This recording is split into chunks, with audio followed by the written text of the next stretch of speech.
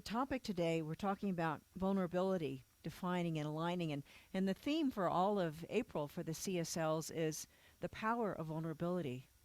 And so we have a stereotypical idea of vulnerability, of being delicate and weak, but it's really very strong.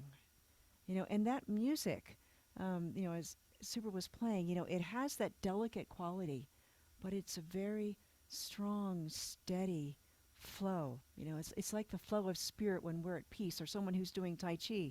It's just very whole and the part of the expression of the universe. And when we talk about today, exploring this possibility, when we're cultivating authenticity, this is what we talked about in March, we want to discover and express who we are, who we've created to be, that our authentic self, and live our lives out loud, all right? But we also need that vulnerability, because that is the foundation for being able to be vulnerable, right? If we never express who we are, if we never risk putting our real selves out there, then it'll be a life not lived, perhaps, right? And so this week there's been a lot of things happening, but one of the things that happened was on Monday, when I was talking on the phone with one of the members of our center, and she told me that afternoon that our longtime member, Marty Mosier, had passed away at 8:35 that morning. And so Monday morning, March 24th. And, I felt like someone had just knocked the wind out of my sails. I was stopped dead in my tracks. My mind, my body, my emotions just came to a screeching halt. And, I completely forgot what we had been talking about. It took me several minutes to come back into the room, and there was still part of me that was there with Marty. Marty's passing it just seemed to happen so suddenly. In January, was fortunate to spend a couple hours with her in her beautiful home. It's very much a Tahoe home up in Truckee, and we were sipping tea and eating cookies and by the fire, and looking out over her the snow. It was several feet by that time in her yard, up to the porch banister. And she lamented that I couldn't see her beautiful garden. She loved her garden. And so I said, well, I'll come back in the spring. I'll see it. Well, maybe not. Maybe not. And, Marty had mostly recovered from her stroke that she'd had last summer. And but now she had been in the hospital with COVID and pneumonia. And while she was there, she discovered that she also had pancreatic cancer. And so she took it in stride. Her Heather reports and that she was happy and grateful for the long life that she had lived fully. And she is someone that had lived her life out loud. She knew who her authentic self was, and she let you know who she was and what she was standing for. She was that kind of strong person. But she also didn't want to prolong her life, for 2 or 3 years max, and go through all that distress of the cancer treatment. And so she elected to come home on Friday and came home with hospice care. And her 3 daughters, Heather, Max, and Jill, were all there to be with her. And 3 days later, she was gone. She was ready. She had made that vulnerable decision to spend the last days in her home with her family. Love and family were what mattered to her, right? So she did it her way. Now, I might have made a different choice, but her family and friends honored her because that was her decision. That's what she wanted to do. And so vulnerable and authenticity were shared all around, right? It goes both ways. When we love someone, be it a friend or a spouse or significant other or family member, we open our hearts to them. Authenticity and meaningful connection are born out of vulnerability, right? We risk sharing our authentic self with them and also create a safe space for them to share their authentic self with us. Their vulnerable, imperfect, and wonderful self, just as they are and just as they are not, right? And so as we open our hearts to each other, we become one person who rejoices in each other's sorrows and grieves, rejoices in each other's successes and grieves each other's sorrows. So today is Palm Sunday. And Brenda read for you this description in what Christians commemorate as Palm Sunday from Matthew. And it's covered in all four of the Gospels in slightly different format. But this was supposed to be Jesus' triumphant entry into Jerusalem. And as was the custom at the time, when you had a great person that you were honoring, they would cut the palm branches and place them on the ground in front of the person that they were honoring. And so they did this for Jesus. That many of the people that were celebrating his arrival also believed that Jesus was coming to, it was the prophesied Savior that was going to overthrow the Russian government and, take over the world and transform everything, right? Oh, yeah. It says Roman right here in the paper. Yeah. There's other things happening, too. But Garrison Keillor, he emceed the Prairie Home Companion for many years, the radio show, and he commented, Jesus rode into Jerusalem and was greeted with applause and palms. People thought he had come to overthrow the Romans, but no, he had come to change them, right? So as we remember Palm Sunday today, I would like you to think that Jesus was an amazing example of someone who was willing to be vulnerable in order to live life, his authentic life, and to serve his mission, right? As he entered Jerusalem, he knew that he would be betrayed, tried, and crucified within less than a week.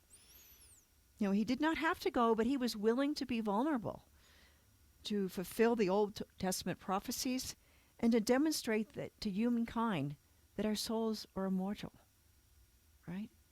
He showed us the way. Now, another representative of Jesus' humility and his vulnerability is that he chose to ride into Jerusalem on a lowly donkey, not the horse of a warrior king, as many would have expected. But it's that same fearless love that flows through Jesus also flows through each and every one of us, if we choose to open up to that love. Jesus was willing to be vulnerable because he knew that he was forever in the loving embrace of his divine origins, as Susan Freeborn, the Quaker minister, said in the early 18th century. So this month we're going to be talking about the power of vulnerability all month. And so I would like to start this week with a definition of vulnerability, what it is, what it's not, and why it's important, right? So for Brene Brown, who's a professor of social work at the University of Houston, vulnerability is a central element of her research and teaching. In her recent audiobook, The Power of Vulnerability, Teachings and Authenticity, Connection and Courage, she observed, vulnerability is a state of emotional exposure that comes with a certain degree of uncertainty. It involves a person's willingness to accept the emotional risk that comes from being open and willing to be loved and love. For many of us, including myself at times, we find ourselves inside of a protective shell that we've carefully built around ourselves, right? To protect ourselves from that scary world, whatever's out there that's scaring us at the time. And yes, the big picture issues are all out there, right? Resolving conflicts between nations and ideologies, that's where the Russian part came in now. And protecting human rights and the environment, protecting food and shelter for all people and all creatures on our planet, right? Dealing with climate change. But there are more immediate and personal threats, however, may involve the emotional risk of our sharing our authentic self and perhaps being rejected, ignored, misused, or abused. But there is that hope that we will be accepted and appreciated for who we are, because that is who we are. That is our highest expression to be here on the planet. And we need to create a space to lift up everyone in that same way. So, if we always stay inside of our protective shell, we risk never discovering, nurturing, and living our authentic life. We will live a small life instead of a great life, which is the intention. Right? When we spend our lives being safe and not sticking out of that shell from the crowd, we risk not really living. I'm really privileged to have known Marty Mosher, who lived her life authentically and vulnerably. We all were, as a part of her spiritual community. Reverend Ryan Alexander, who assembled much of the material for the CSL April talks on vulnerability, is the co-founder and co-director of the Soul Evolution Collaborative, an online Center for Spiritual Living teacher center. They focus on personal transformation and communal evolution together. Right? So before becoming a minister, Ryan completed an undergraduate degree in religion and philosophy with a minor in ethics, and as well as a master's degree and clinical license in social work. So big background to know all of this. And so Ryan brings both a spiritual and a psychological understanding to ministry and program development, and it really comes through in the themes that they've prepared for this month and for their whole center. They have a great website. Right?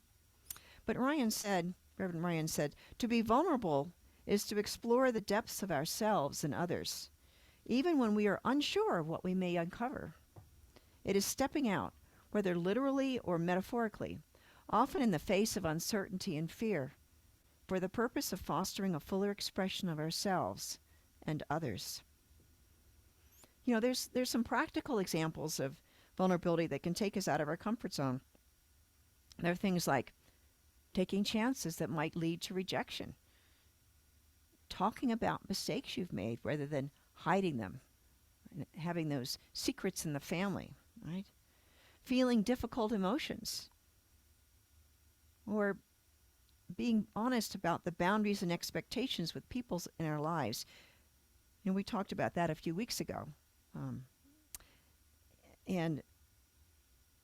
But vulnerability is not oversharing or dumping inappropriate amounts of emotions or personal history with just wild abandon. Just because we share all this stuff in our life doesn't mean that we're being authentic, right? It could mean that we're just looking for attention and sympathy, right? It could mean that the person that's speaking wants to just stay stuck in victimhood, and because of everything going on in their lives, it gives them makes them feel alive to feel all of that pain.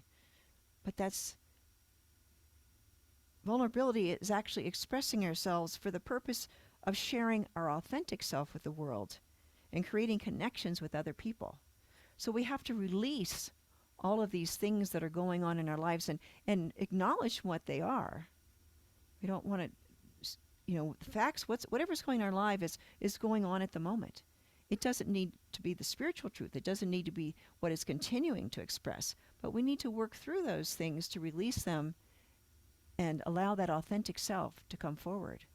In fact, we even have to go inside and say, there's something inside me that really wants to write a great opera or a book or just spend the day watching the clouds go by instead of going to work today. Our authentic self is there waiting for us to listen to it and to express it. Now, another thing that vulnerability is not is letting other people take advantage of us and treating us like a doormat, right? Vulnerability is definitely not weakness. It takes courage to set and maintain boundaries with other people in our lives. And a few Sundays ago, we talked about how clarifying boundaries builds bridges for healthy relationships. If we're in relationship with someone and we never let them know what our boundaries are, when they've gone over the line, when they're not respecting us, they don't know. They don't know the rules of the game. So we have to, just like when we play Monopoly or Bridge or whatever game we're playing, we need to spell out the rules so everybody knows what the rules are and we can engage with each other on a fair playing field. The vulnerability is a conscious choice to express our thoughts, feelings, and desires in a way that nurtures authentic life. So why is all of this important? Why do we spend so much time talking about it, right? Well, vulnerability is not an easy task. It requires both self-expression and connecting with others. We have lots of societal norms that urge us to stay in silos with only people in that silo that are just like us and dismiss everyone else as those others. They're wrong. They might even be out to get us. They're different. I don't need to associate with them. I'll be most authentic when I just stay in my little silo. Well, you're going to miss a big part of the world if you do that, right? In fact, you might even miss your own self growing.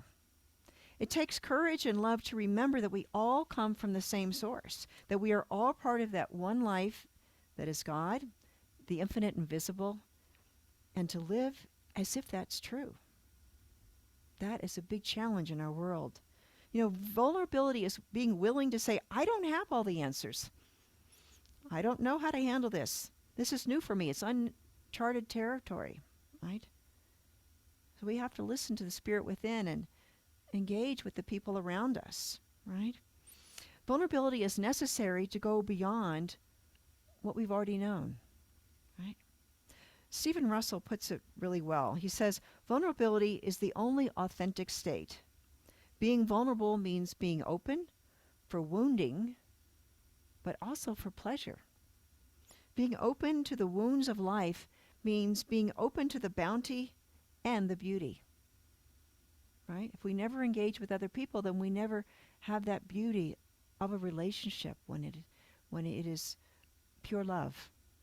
You know, we have one of our many dogs in our congregation here today, and so if you love dogs, you know that they're just basically pure love, right? And so that's why people love dogs so much, and they love us. That's what their modus operandi is, right? So as we begin exploring the power of vulnerability and coming out of our shells, right, we learn to create lives that are aligned with the spirit within us. It's our willingness to be vulnerable that empowers us to express our authentic self, a spirit's unique and worthy gift, through us and as us to the world. We learn to love and be loved. Again, Ryan Alexander, Reverend Ryan, suggests that we learn to create safe spaces, safe communities, and safe relationships in which vulnerability can thrive and grow. Okay.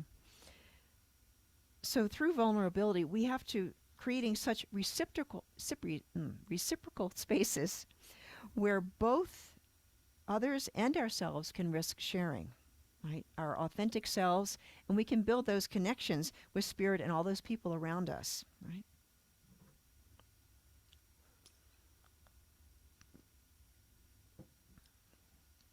One aspect of our human societies where being willing to be vulnerable and create connections with our human beings is it's important to heal all the lasting impacts of the COVID pandemic.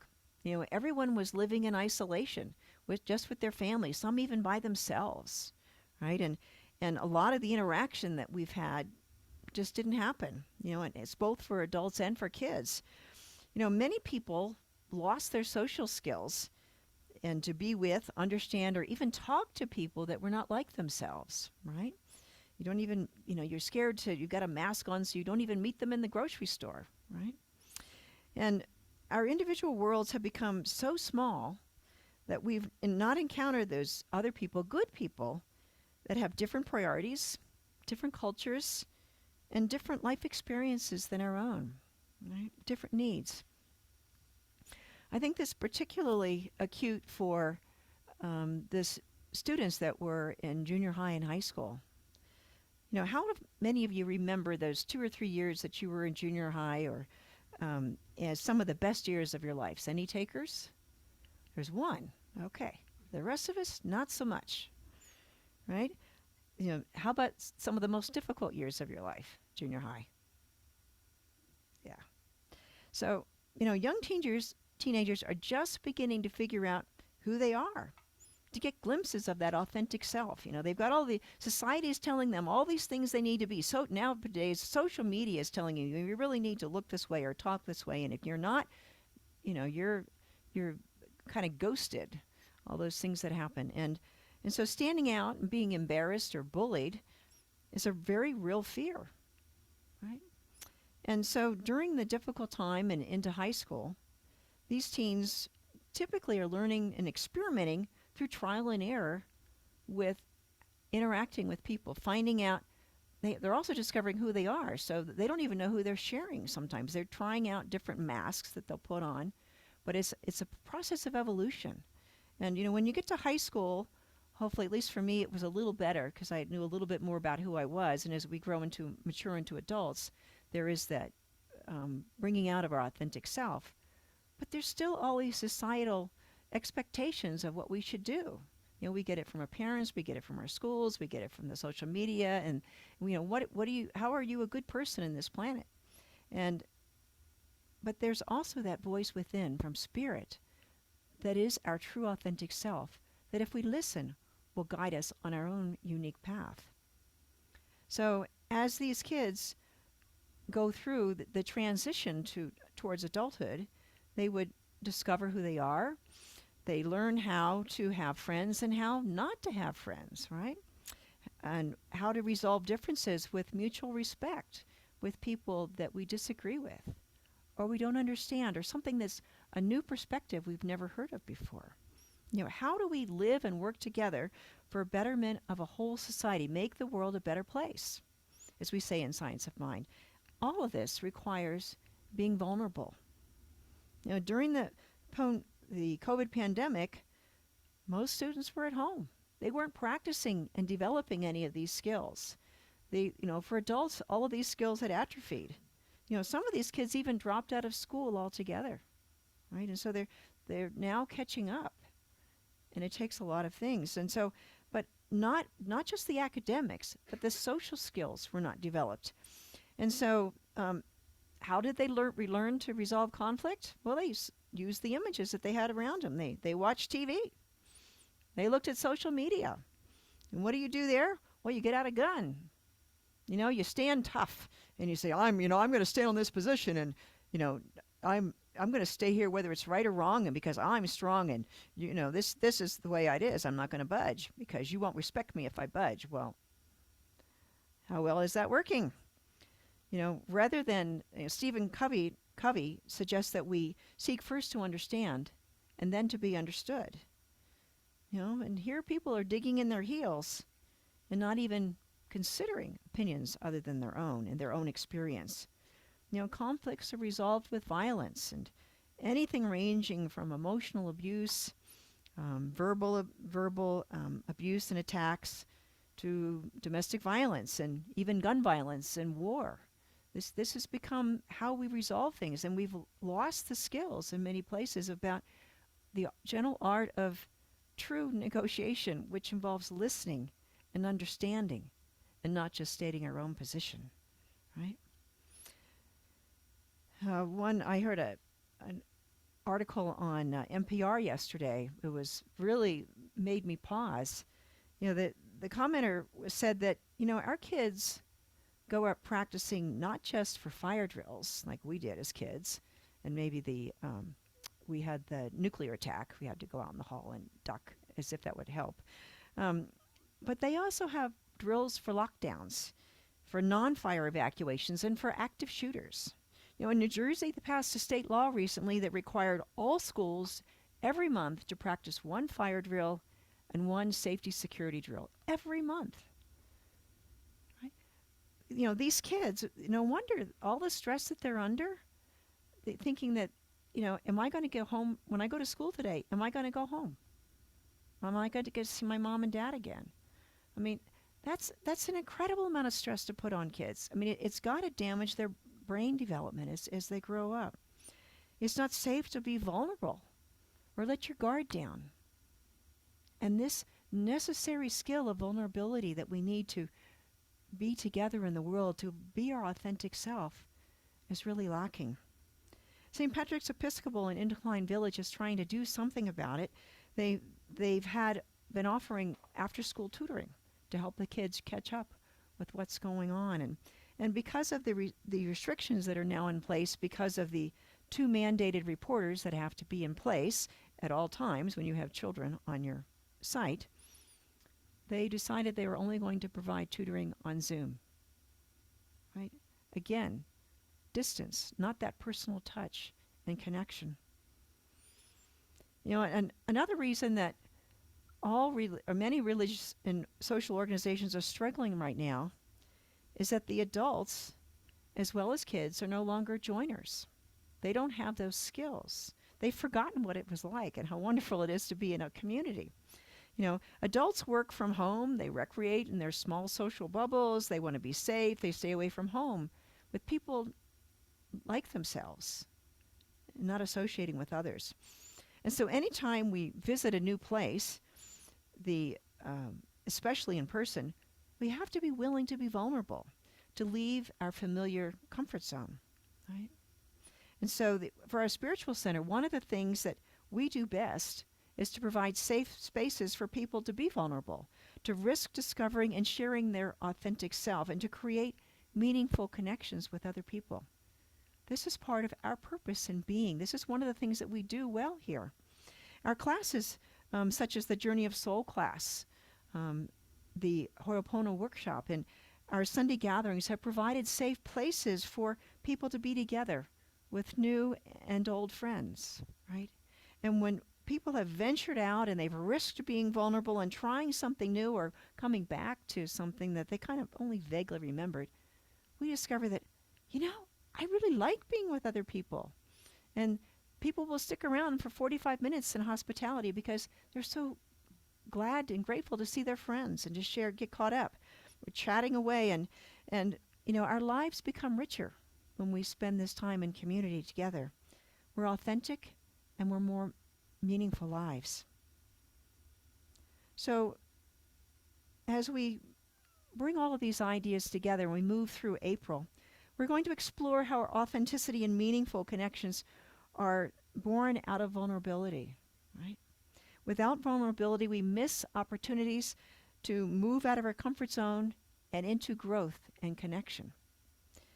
Vulnerability is not weakness. It is not about showing up and it is about showing up and being seen for who we are, even in the face of fear and potential shame. But that's how we move through it.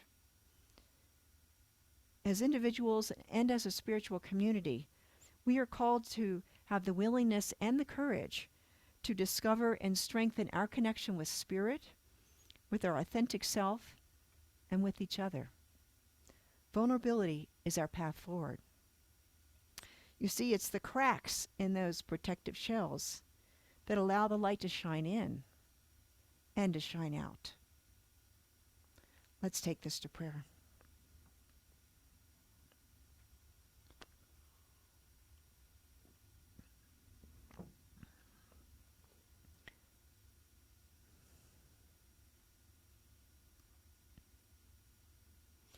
As we are here in this stillness,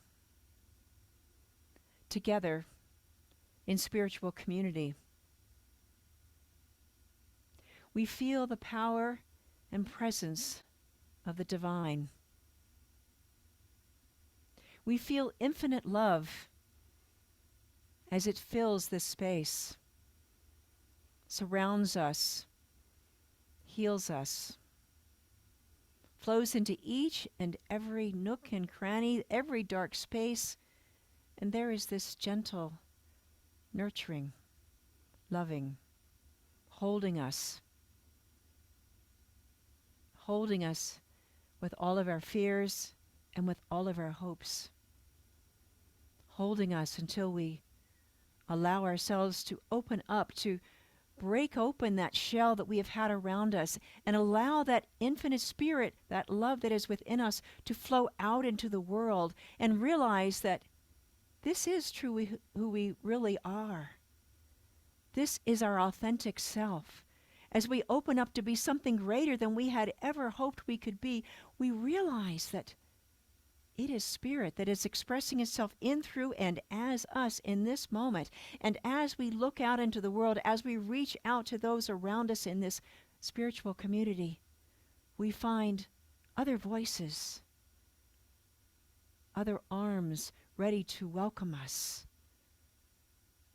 other perspectives in that rainbow of all the people in the world.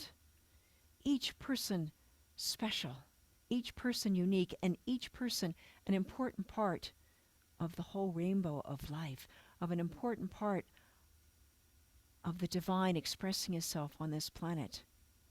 And as we learn to live as our authentic self, as we learn to create safe spaces for ourselves and for others to discover and express their own authentic self, we find ways to work together, to make this world a better place, to respect and honor each other as we are, and to build healthy, happy relationships in all ways.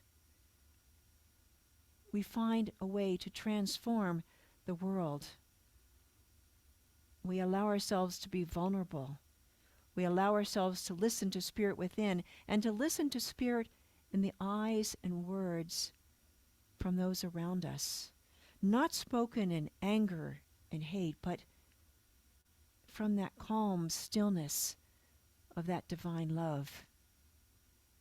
And we find that we can now understand how it all fits together.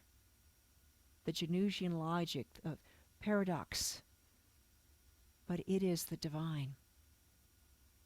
And so we trust and let go and let God bring this into being, and know that we need not know every step of the way, but just the next one and the next. We have friends that are here with us, that we go on this journey together to create this world. And we do it with love and joy and laughter and peace in our hearts. And it is so good.